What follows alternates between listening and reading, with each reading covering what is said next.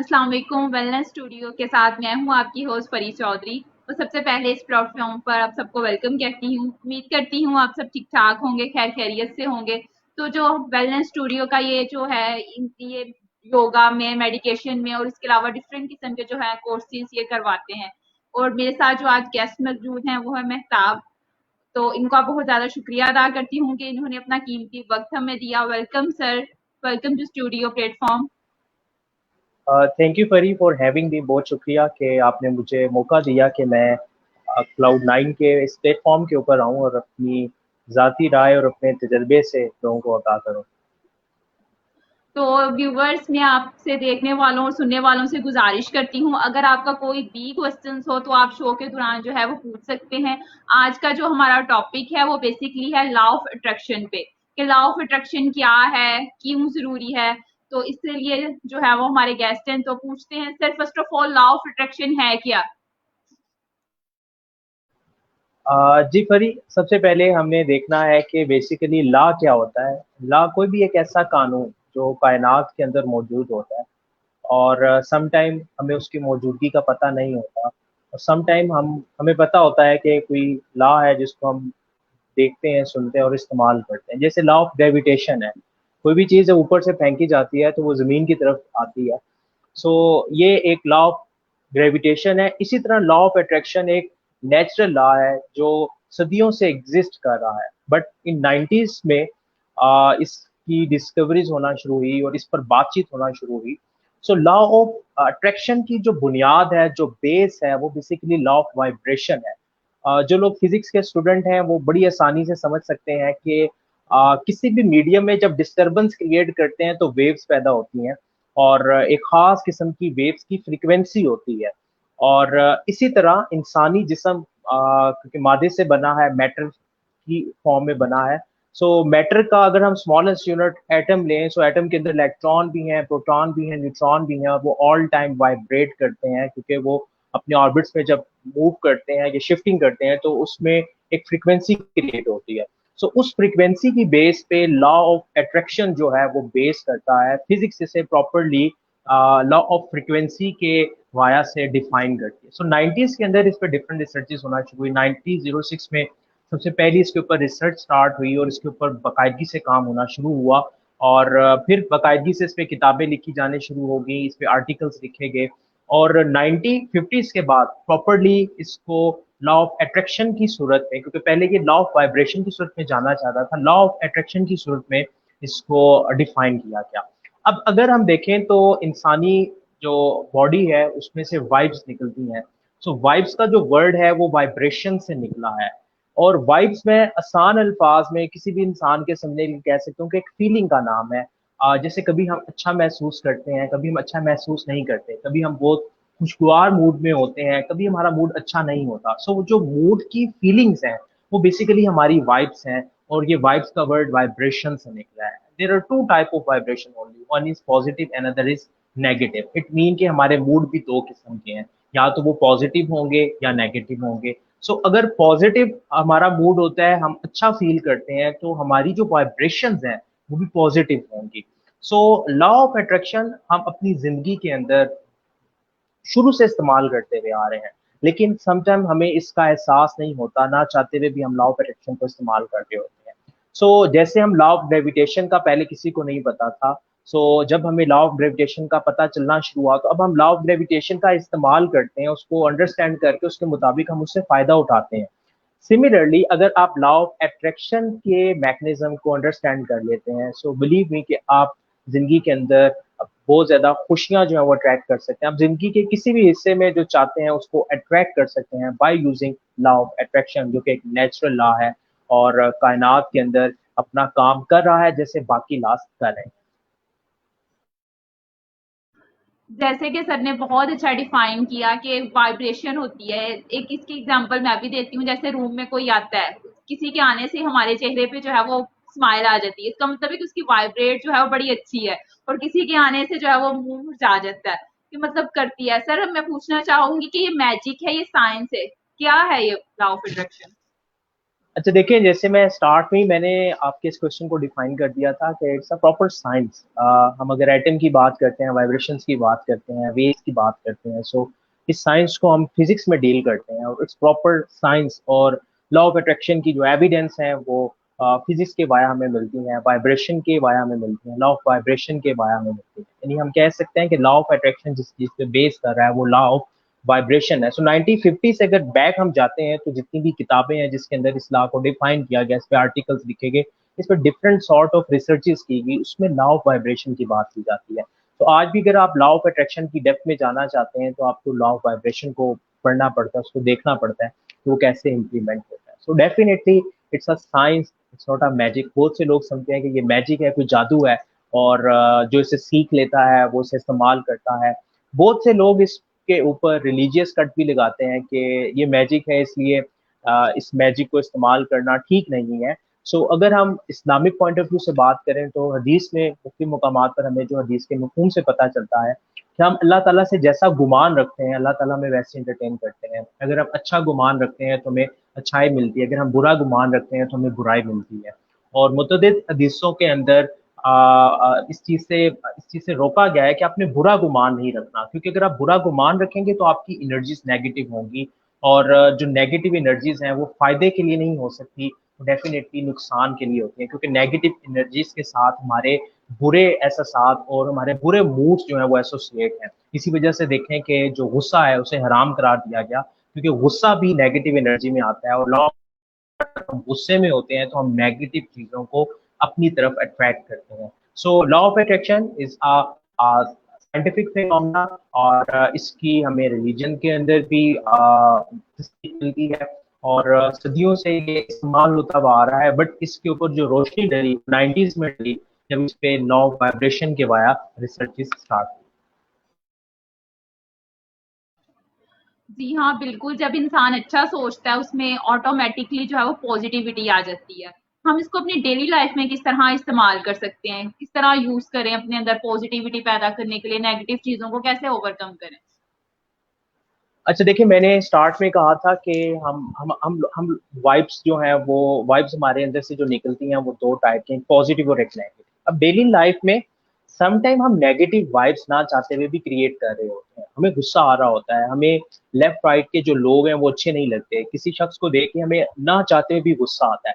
तो अगर ऐसी कैफियत हो रही है, ऐसा मूड हमारा डेवलप हो रहा है, तो इट्स मीन कि हम नेगेटिव वाइब्स क्रिएट कर रहे हैं। नेगेटिव वाइब्स का मतलब क्या है? नेगेटिव वाइब्स का मतलब है कि हम लॉ ऑफ अट्रैक्शन के नेगेटिव पॉइंट को हिट कर रहे हैं। सो डेफिनेटली नेगेटिविटी हमारी तरफ अट्रैक्ट होगी। लॉ ऑफ अट्रैक्शन को बिल्कुल भी नहीं पता कि ये चीज पॉजिटिव है या नेगेटिव।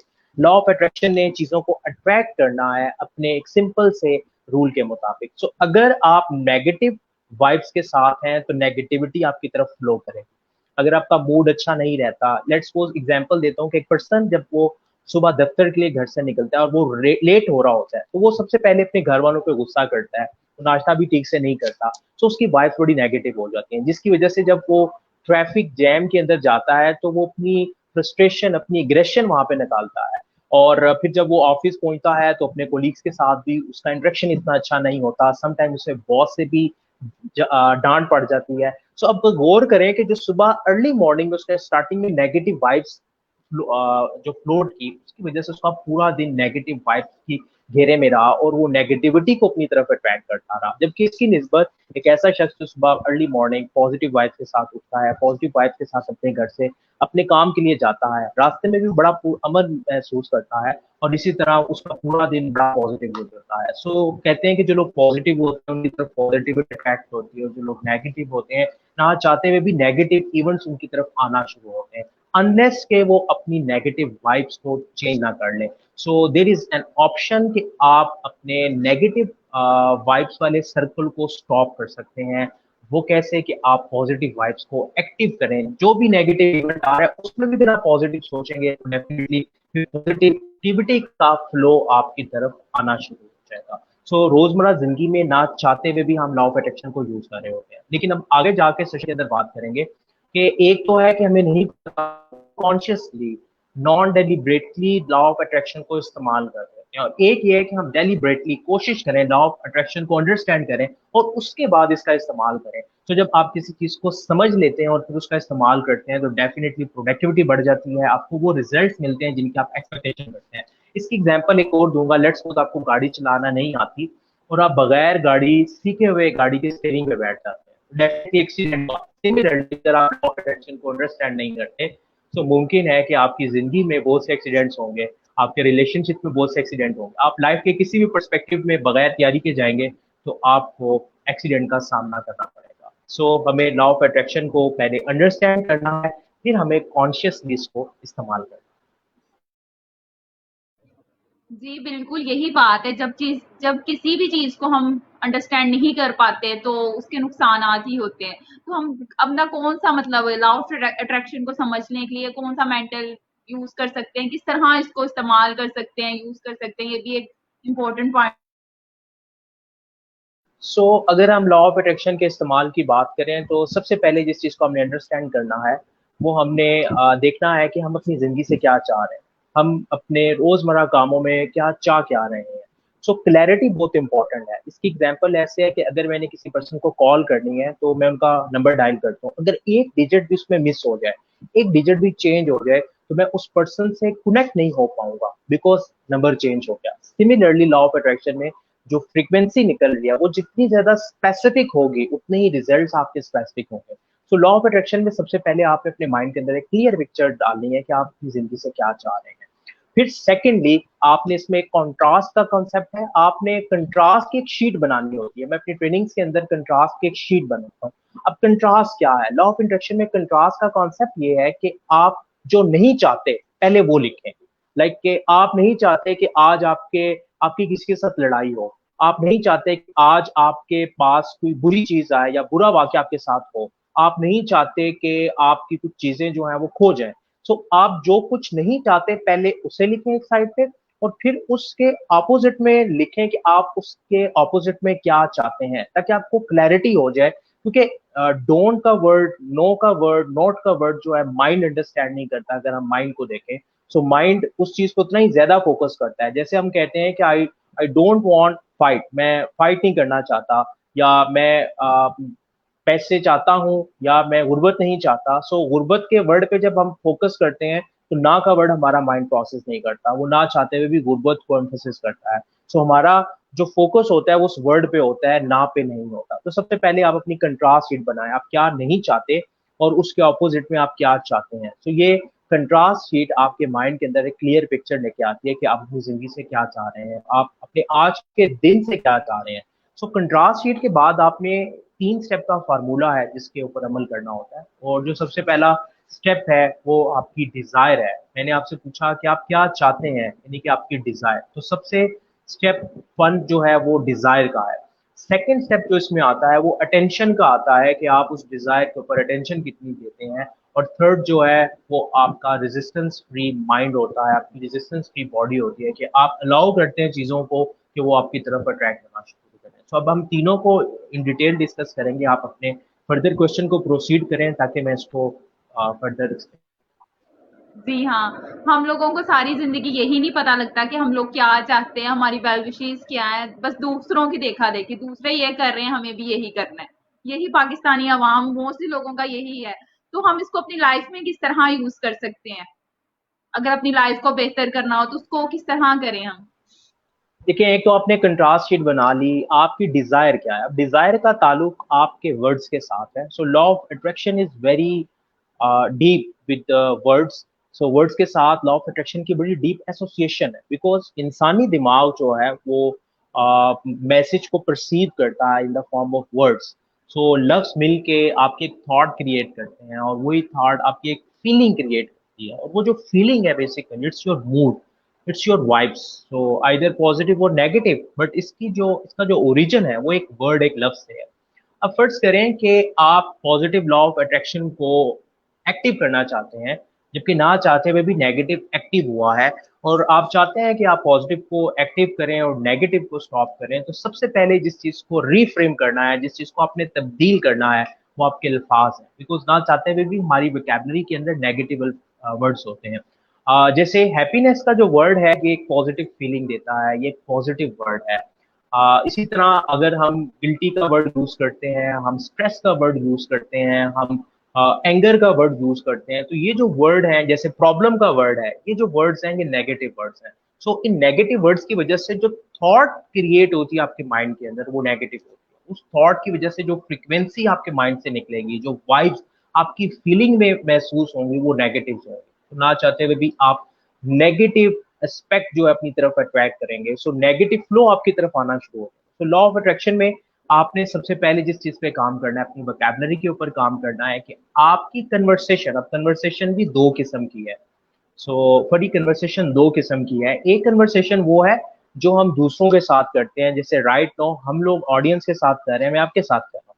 बट एक कन्वर्सेशन वो है जो हम अपनी जात के साथ करते हैं। लाइक के अभी आप अगर लिसनिंग मोड में हैं तो आपके अंदर एक कन्वर्सेशन चल रही है, एक मुकालमा आपके अपने दिमाग के अंदर चल रहा है कि आपने नेक्स्ट क्या क्वेश्चन पूछना है, या आपको कोई अंडरस्टैंडिंग आ रही है, इसी वजह से आपके माइंड में कोई क्वेश्चन पॉप करेगा।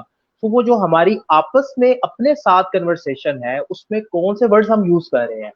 बहुत से लोग अपने साथ नेगेटिव वर्ड्स यूज करते हैं, जिसकी वजह से उनकी थॉट नेगेटिव होती है, थॉट नेगेटिव होती है, फीलिंग्स नेगेटिव होती हैं, इट मीन वाइब्स नेगेटिव होती हैं। तो हमने स्टार्ट में देखा था वाइब्स वाइब्रेशन से निकला है, पॉजिटिव और नेगेटिव। जब नेगेटिव आपकी वाइब्रेशंस होंगी तो आपका फ्लो जो लाइफ में होगा वो भी नेगेटिव होगा। नेगेटिव एस्पेक्ट, नेगेटिव इवेंट्स आपकी लाइफ की तरफ आना शुरू होगा।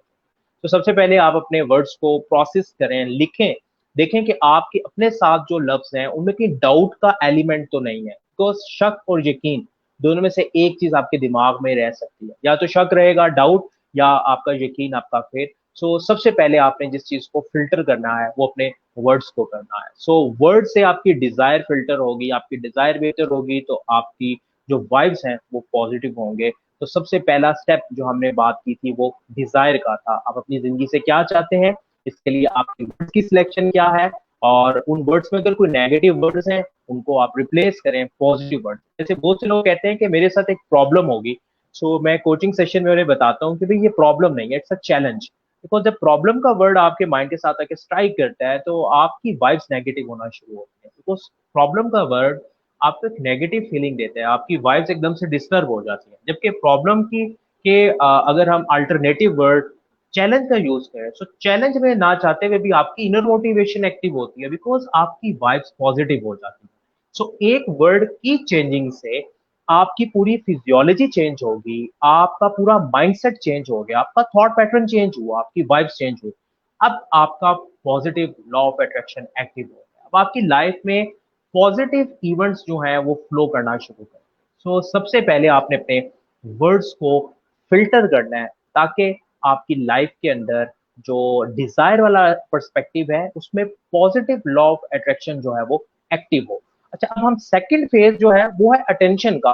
बहुत से लोग कहते हैं, एग्जाम्पल देता हूँ, वो कहते हैं कि हम अमीर होना चाहते हैं, हम कामयाब होना चाहते हैं, हम ये चीज हासिल करना चाहते हैं। अच्छा, वो एक दफा ये बात कहते हैं, उसके बाद भूल जाते हैं। एक हफ्ते बाद उनसे पूछें कि वो क्या चाह रहे थे, ठीक है, सो वो कहेंगे कि हमें याद नहीं। इट मीन कि उनकी जो अटेंशन है वो नहीं है।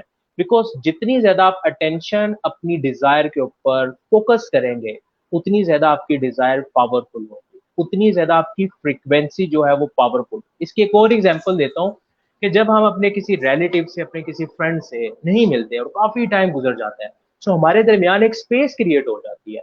अब वो फीलिंग हमारी वैसी नहीं रहती जैसे पहले होती है। और उसकी निस्बत अगर एक फ्रेंड से हम डेली बेस पे मिलते हैं, हम कम्युनिकेट करते हैं, तो हमारी स्पेस नहीं रहती, हम एक दूसरे के साथ बड़े एसोसिएट होते हैं। Same like for law of attraction, अगर आप अपनी डिजायर के साथ एसोसिएटेड नहीं है, आपने अपनी डिजायर को लिख के किसी डब्बे में फेंक दिया और एक हफ्ता, 2 हफ्ते, एक महीना गुजर गया, आपको नहीं पता, तो फिर कभी भी आप अपनी उस डिजायर को अचीव नहीं कर पाएंगे। और लॉ ऑफ अट्रैक्शन की जो साइंस है वो आपके हक में नहीं होगी, वो आपके अगेंस्ट जाएगी। बिकॉज अब आपके माइंड में रेंडमली थॉट्स आ रही हैं, आपके माइंड में कभी क्या आ जाएगा, कभी क्या आ जाएगा। Mind is like a monkey.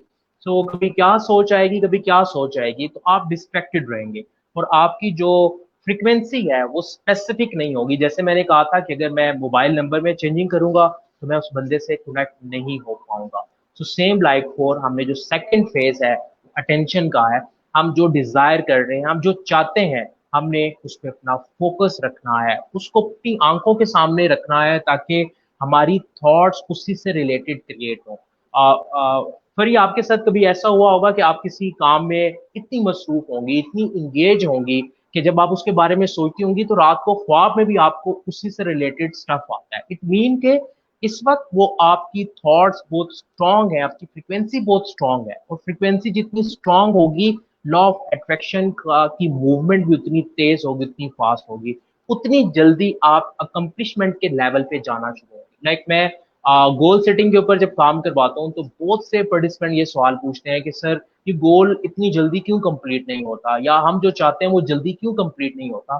उसके पीछे आपकी फ्रिक्वेंसी है, आपकी इंटेंसिटी है कि आप अपनी डिजायर पे कितना फोकस कर रहे हैं, आप उसको उसको कितनी अटेंशन दे रहे हैं, कितनी तवज्जो दे रहे हैं। सो जब तवज्जो का फुकदान होता है तो फिर आपका लॉ ऑफ अट्रैक्शन डिम होना शुरू हो जाता है, और जो आप चाह रहे हैं वो आपकी जिंदगी में फ्लो की सूरत में नहीं आता।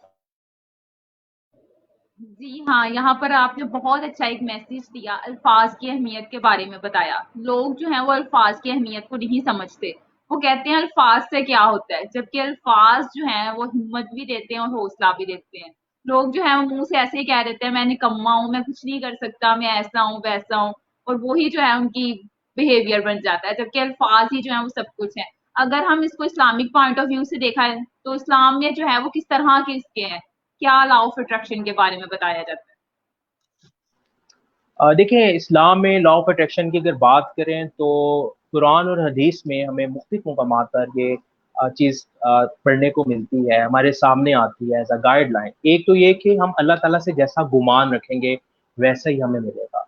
यानी कि गुमान जो है वो बेसिकली आपकी थॉट्स हैं, आपके ख्यालात हैं।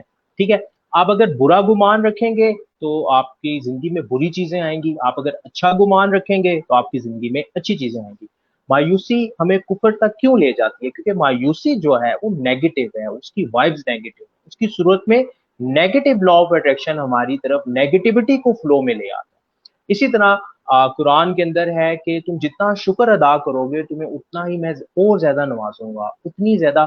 अब जितनी भी आसमानी किताबें हैं जो नाजिल हुई आप तक, उन सब के अंदर शुक्रगुजारी के जादू के बारे में बात की। तो तुम जितना शुक्र अदा करोगे इतना और अता किया जाएगा, और जितनी नाशुक्री करोगे तो जो कुछ है वो भी ले लिया जाएगा। सो जब आप शुक्र अदा करते हैं, सो ग्रेटिट्यूड की जो फीलिंग है बेसिकली वो एक पॉजिटिव वाइब्स का आपका सोर्स है। और हम आगे टूल्स में देखेंगे कि हम जब शुक्रगुजारी के जादू को अपनी जिंदगी में इस्तेमाल करते हैं तो कैसे पॉजिटिव वाइब्स हमारी फैलना शुरू होते हैं, उनकी फ्रीक्वेंसी कैसे बढ़ना शुरू होती है, और कैसे रेट ऑफ फ्रीक्वेंसी बढ़ने की वजह से हमारी जिंदगी के अंदर उन चीज़ों का फ्लो होना शुरू हो जाता है। सो हमारी जो सेल्फ टॉक है, जो आपने भी बात की कि हम अपने आप को निकम्मा कहते हैं, अपने आप को ऐसा कहते हैं, तो सेल्फ टॉक जो है वो पॉजिटिव अगर नहीं होगी, जैसे मैंने स्टार्ट में कहा था, जो हमारी अपने साथ हम कलामी है वो अगर पॉजिटिव नहीं होगी तो डेफिनेटली हम नेगेटिविटी की तरफ जाएंगे।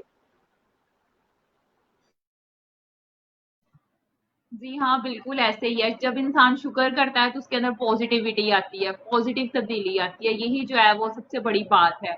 और अल्लाह पाक ने खुद कुरान पाक में बताया, जिस चीज़ की इंसान नाशुक्री करता है वो उससे छीन ली जाती है। फिर वो चाहे मोहब्बत हो, रिज़्क हो या कुछ भी हो।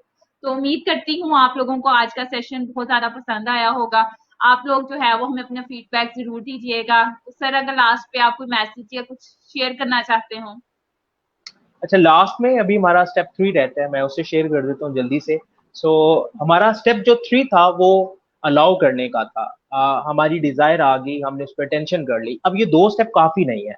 तीसरा स्टेप है कि हमने अलाउ करना है। जब तक देखें हम किसी की कॉल को अटेंड नहीं करते, हम उससे बात नहीं कर पाते। जब तक हम अपने घर का दरवाजा नहीं खोलते, कोई गेस्ट हमारे घर के अंदर नहीं आ सकता। सिमिलरली हमारी जिंदगी के अंदर जो चीजें आ रही होती हैं, जब तक हम उन्हें अलाउ नहीं करते वो हमारी जिंदगी के अंदर फ्लो में नहीं आती। अब इसका क्या मतलब है, अलाउ नहीं करते या अलाउ करते हैं? सो अलाउ करने का सिंपल मतलब ये है कि हमने अपनी जिंदगी से डाउट निकालने हैं, अपने माइंड से डाउट्स निकाल के बाहर फेंकते हैं, because doubts are like resistance. ये गेट की तरह आ जाते हैं सामने और किसी भी चीज को अंदर नहीं आने देते। सो डाउट हमारी जिंदगी में होते हैं, और डाउट की एक अहम वजह जो है वो लिमिटिंग बिलीव्स है, जो हमारी अपने साथ गुफ्तगू होती है। हम रिपीटेडली अपने साथ गुफ्तगू करते हैं कि ऐसा तो मुमकिन ही नहीं है, जबकि हम ये भूल जाते हैं कि जो अल्लाह ताला की ज़ात है उसके यहाँ किसी चीज की कमी नहीं है। कायनात के अंदर अगर आप देखें तो हर तरफ अबंडेंस है, हर तरफ हर चीज बेशुमार है। आप सूरज की किरणों को देखें, आप पत्तों को देखें, फूलों की खुशबू को देखें, पानी को देखें, हर तरफ आपको अबंडेंस नजर आएगी। सो वो जो कमी का फैक्टर है वो हमारे माइंड की क्रिएशन है, जो लिमिटिंग बिलीफ की वजह से होती है। सो जब तक आप अलाउ के स्टेप को एक्टिव नहीं करेंगे, लॉ ऑफ अट्रैक्शन का आपको फायदा बिल्कुल नहीं होगा। आपने डिजायर कर ली, आपने उसको फोकस में ले आए, लेकिन आप जहनी जहन में, आपके माइंड में एक लिमिटिंग बिलीव है कि ये मुमकिन नहीं हो सकता। तो जब आपने कहा ये मुमकिन नहीं हो सकता, तो अब आपकी ये फीलिंग आपकी पिछली पॉजिटिव फीलिंग को कैंसिल कर देगी। अब आपका लॉ ऑफ अट्रैक्शन उन चीजों को अपनी तरफ अट्रैक्ट नहीं करेगा। सो आपने अलाउ वाले स्टेप के अंदर चीजों को अलाउ करना है, अपने आप को रेजिस्टेंस फ्री करना है। बिकॉज जितनी ज्यादा माइंड के अंदर रेजिस्टेंस होगी, उतनी ज्यादा आपकी वाइब्स नेगेटिव होना शुरू होंगी, और जो आपने पहले दो स्टेप्स में पॉजिटिव वाइब्स क्रिएट की थी वो कैंसिल होना शुरू हो जाएंगी। जिसकी वजह से बहुत से लोग कहते हैं कि लॉ ऑफ अट्रैक्शन हमारी जिंदगी में तो नहीं इस्तेमाल हो सकता, या हमें इसका रिजल्ट नहीं नजर आता। तो उसकी रीजन ये है कि हमारे माइंड के अंदर वो रेजिस्टेंस के फैक्टर हैं, हमारे माइंड के अंदर वो डाउट्स हैं जिनको हम क्लियर नहीं करते, हमारे माइंड के अंदर वो डाउट्स हैं जिनकी वजह से हम रेजिस्ट करते हैं, हम एक्शन नहीं ले पाते, और हमारी थॉट्स जो है वो मुतासिर होती हैं, और हमारे वर्ड्स भी नेगेटिव होना शुरू हो जाते हैं। सो पहला स्टेप था डिजायर का, जिसमें हमने बात की कि व्हाट डू यू वांट, आप अपनी जिंदगी से क्या चाहते हैं। दूसरा कि जो आपकी चाहत है आप उसको अपने सामने लेके आए, उस पर फोकस करें, उसको रेगुलरली टाइम दें, उसके साथ एसोसिएशन क्रिएट करें। And the third one is allow करना है आपने उसको अपनी जिंदगी के अंदर इंट्रेंस के लिए इजाजत देनी है, और उस इजाजत में जो जो डाउट्स हैं, लिमिटिंग बिलीफ्स हैं, उनको निकालना है। अब लिमिटिंग बिलीफ्स आपकी रिपीटिव थॉट्स होती हैं जो आप खुद ही कलामी के जरिए क्रिएट करते हैं। आप कहते हैं कि ये काम मुमकिन नहीं है, जबकि आपने वो काम कभी किया ही नहीं, तो आप ये नहीं कह सकते कि ये काम मुमकिन नहीं है, बिकॉज ये आपकी अपनी सोच है, या आपकी सोचों का इख्तिरा है। सो ये तीन स्टेप अगर आप फॉलो करते हैं तो कंप्लीट लॉ ऑफ अट्रैक्शन की साइंस आपकी जिंदगी के अंदर इंप्लीमेंट होती है। अब हमारे पास ऑडियंस में किसी ने क्वेश्चन पूछा है कि क्या हम लॉ ऑफ अट्रैक्शन को इस्तेमाल करके लोगों को अपनी तरफ अट्रैक्ट कर सकते हैं। सो डेफिनेटली कुछ लोग बड़े करिश्मेटिक पर्सनैलिटी के हामिल होते हैं और लोग उनसे बात करना चाहते हैं। इसकी वजह क्या है? जैसे आपने स्टार्ट में फ्री कहा था कि कुछ लोग जब आपकी अपीयरेंस में, या आप जहाँ पे बैठे हुए हैं वहां पे जब इंटर होते हैं तो आपको बड़ी नेगेटिव वाइब्स फील होती हैं। उसकी रीजन क्या है? इट मीन कि उनका जो वाइब्स का प्रोसेस है वो नेगेटिव है, इसलिए वो पॉजिटिव लोगों के पास नहीं जाएंगे, या पॉजिटिव लोग उनसे दूर होंगे, रिपेल होंगे। सिमिलरली अगर आप अट्रैक्ट करना चाहते हैं तो आप अपनी पॉजिटिविटी को एक्टिवेट करें। बिकॉज अगर आपके माइंड के अंदर नेगेटिविटी है और आप किसी को अट्रैक्ट करना चाहते हैं, सो इट्स इम्पॉसिबल, क्योंकि लॉ ऑफ अट्रैक्शन आपका उस तरह से काम नहीं करेगा। सो इसका की इसमें आपने यही रखनी है कि आपने अपनी वाइब्स को पॉजिटिव रखना है, पॉजिटिव इंटेंशन रखनी है। बिकॉज पॉजिटिव इंटेंशन के बगैर आप लोगों को अट्रैक्ट नहीं कर सकते, आप लोगों को मुतवज्जो नहीं कर सकते। लाइक जब हम ट्रेनिंग हॉल के अंदर होते हैं, हमारे सामने जो ऑडियंस होती है उन्हें एंगेज करने के लिए हमें अपनी वॉइस बड़ी पॉजिटिव रखनी पड़ती है। अगर ऑडियंस में कोई नेगेटिव क्वेश्चन करता है, या नेगेटिव फीडबैक देता है, या नेगेटिव कमेंट करता है, हम भी अगर आगे से नेगेटिव आंसर करेंगे तो हमारी वॉइस भी नेगेटिव होना शुरू होगी, जिसकी वजह से ऑडियंस जो है वो इंगेज नहीं रहती। तो इंगेजमेंट के लिए सबसे इंपॉर्टेंट फैक्टर जो है वो पॉजिटिविटी का है। और अगर हम रिलेशनशिप में बात करें, जो लव का फैक्टर है वो भी एक पॉजिटिव फीलिंग, पॉजिटिव एहसास का नाम है। एज कंपेयर इसका ऑपोजिट हेट है, नफरत है। जो नफरत है वो नेगेटिव फीलिंग्स, नेगेटिव वाइब्स का नाम है। सो लॉ ऑफ अट्रैक्शन के लिए आप पॉजिटिव वर्ड्स, पॉजिटिव फीलिंग्स को जितना फील करेंगे, उतना ही ज्यादा आप लॉ ऑफ अट्रैक्शन को इस्तेमाल करेंगे, उतना ही आप जिंदगी के किसी भी शोबे में, आप रिलेशनशिप की बात करें, अपने फाइनेंसिस की बात करें, अपने करियर की बात करें, आप अपने नेटवर्क की बात करें, किसी भी सेक्टर को आप ले लें, आप स्पिरिचुअलिटी की बात करें, आप किसी भी सेक्टर को अपनी लाइफ में उठा लें, उसके अंदर लॉ ऑफ अट्रैक्शन तभी काम करेगा जब आपकी वाइब पॉजिटिव। सो मेरा फाइनल की मैसेज ये है कि पॉजिटिव रहें, खुशियां बखेरते रहें, और पॉजिटिव वाइब के साथ अपनी जिंदगी को गुजारें, और देखें फिर अल्लाह ताला के इस बाग में, कायनात के इस खूबसूरत बाग के अंदर आपके ऊपर रहमतों की बारिश कैसे होती है, अल्लाह ताला का जो लॉ ऑफ अट्रैक्शन है वो कैसे अमल में आता है, और कैसे आपकी जिंदगी में पॉजिटिविटी का फ्लो बढ़ेगा। उम्मीद करती हूँ आपको आज का सेशन पसंद आया होगा। तो मुझे और सर को दीजिए इजाजत, इंशाल्लाह फिर दोबारा होगी आप लोगों के साथ मुलाकात। तब तक के लिए अल्लाह हाफिज। जी अल्लाह हाफिज, बहुत शुक्रिया।